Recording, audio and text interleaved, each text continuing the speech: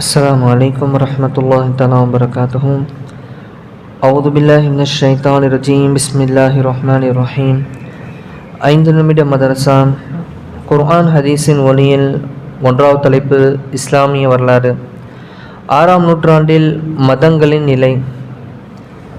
கிபி 6ஆம் நூற்றாண்டில் மதங்களை பொறுத்தவரை உலக மாந்தர்கள் மிகவும் பலகீனமாகவே இருந்தனர். மதங்களை பற்றிய தெளிவான விளக்கமில்லாத அறியாமை காலம். உலகின் எல்லா பாகங்களிலும் சிலை வணக்கம் பரவி கிடந்தது. அரேபியர் ஒவ்வொருவரும் தமது வீடுகளில் வெவ்வேறு சிலைகளை வைத்து பூஜித்து வந்தனர். புனித காபாவில் 360 சிலைகள் வைக்கப்பட்டிருந்தன. இவை தவிர பல்வேறு இடங்களில் சூரியன், சந்திரன், நட்சத்திரம், நெருப்பு ஆகியவற்றையும் பூஜித்தனர். மேலும் தங்களை வேதக்காரர்கள் என கருதியவர்களின் நிலைமையோ இன்னும் சீர்கெட்டு போயிருந்தது. அல்லாஹ்வின் அருளிய வேதங்களின் சட்டத்திட்டங்களை அதன் அசல் சுவடு தெரியா வண்ணம் மாற்றி அமைத்துவிட்டனர்.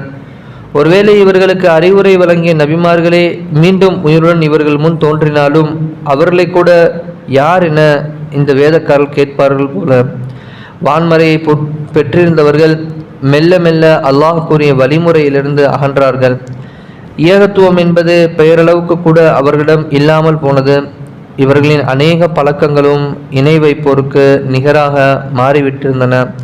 இவை அனைத்தையும் திருத்தி நேரிய வழி காட்டுவதற்காக நம் நபி முஹம்மது ஸல்லல்லாஹு அலைஹி வஸல்லம் அவர்களை அல்லாஹ் தூதராக அனுப்பினான். 2வது தலைப்பு அல்லாஹ்வின் ஆற்றல். சூரியனின் வெப்ப கதிர்வீச்சு. அல்லாஹ் தஆலா சூரியனை அதிபயங்கரமான ஓர் அக்னி உருண்டையாக படைத்துள்ளான். இது நமக்கு வெளிச்சத்தையும் வெப்பத்தையும் தருகிறது. ஆனால் சில நேரங்களில் இதிலிருந்து அபாயகரமான வெப்ப கதிர்வீச்சுகள் எழுவதுண்டு. இதனால் புயல் உருவாகிறது. இந்த கதிர்வீச்சு பூமியில் நேரடியாக பட்டுவிட்டால் எந்த உயிரினமும் வாழ முடியாது. அல்லாஹ் தஆலா தனது ஆற்றலினால் இவற்றை திருப்பி விடுகிறான். படைப்பினங்கள் மீது அல்லாஹ் கொண்டுள்ள பிரிவுக்கு இது ஓர் உதாரணமாகும். 3வது தலைப்பு ஒரு ஃபர்லை பற்றி. ருக்கு சஜ்தாவை நன்கு செய்தல். ருக்கு மற்றும் சஜ்தாவை நல்ல முறை நிறைவேற்றாத தொழுகையே அல்ல என்பதாக நபி ஸல்லல்லாஹு அலைஹி வஸல்லம் அவர்கள் கூறினார்கள். 4வது தலைப்பு ஒரு சுன்னத்தை பற்றி. முசாபஹா செய்வதற்கு முன் சலாம் கூறல். நபி ஸல்லல்லாஹு அலைஹி வஸல்லம் அவர்கள் தமது சஹாபாக்களை சந்திக்கும் போது சலாம் சொல்லாமல் முசாஃபஹா செய்வதில்லை என ஜுந்துப் ரலியல்லாஹு அவர்கள் தெரிவித்துள்ளார்கள். 5வது தலைப்பு ஒரு முக்கிய அமலின் சிறப்பு. தர்மம் கொடுத்தல். தர்மம் சொர்க்கத்தின் ஒரு மரமாகும். எனவே எவர் தர்மம் அளிப்பாரோ அவர் அந்த மரத்தின் கிளையை பிடித்து அதன் மூலம் சொர்க்கத்தில் நுழைந்து விடுவார். மேலும் கஞ்சத்தனம் நரகத்தின் ஒரு மரமாகும். எவர் கஞ்சத்தனம் செய்வாரோ அவர் அந்த மரத்தின் கிளையை பிடித்து கொண்டு அக்கிளை அவரை நரகத்தில் நுழைத்தே தீரும் என்பதாக நபி ஸல்லல்லாஹு அலைஹி வஸல்லம் அவர்கள் கூறினார்கள். 6வது தலைப்பு ஒரு பாவத்தை பற்றி. உலகை சம்பாதிப்பதற்காக மார்க்க கல்வி.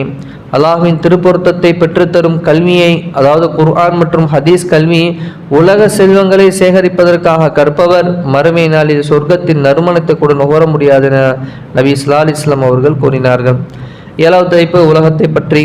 அதிகமாக சாப்பிடுவதன் விளைவு.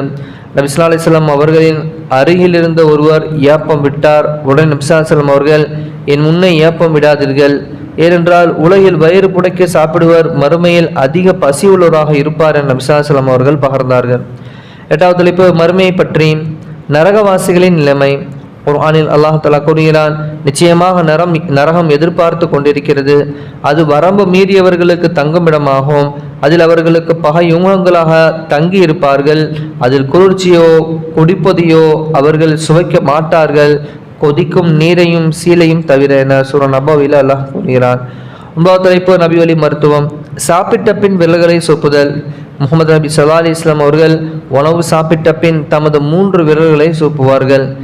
இந்த ஹதீஸ் விளக்கமாவது, உணவு உண்ட பின் விரல்களை சூப்புவதால் உணவு எளிதாக ஜீரணமாகும் என்பதாக அல்லாமா இப்னு கய்யிம் ரஹ்மத்துல்லாஹி என்ற மிகப்பெரிய ஒரு மருத்துவ அறிஞர் கூறியுள்ளார். 10வது தலைப்பு குர்ஆனின் அறிவுரை. குர்ஆனில் அல்லாஹ் தஆலா கூறுகிறான், இறை விசுவாசிகளே, நீங்கள் அல்லாஹ்வுக்கும் அவனுடைய தூதருக்கும் மோசம் செய்யாதீர்கள்.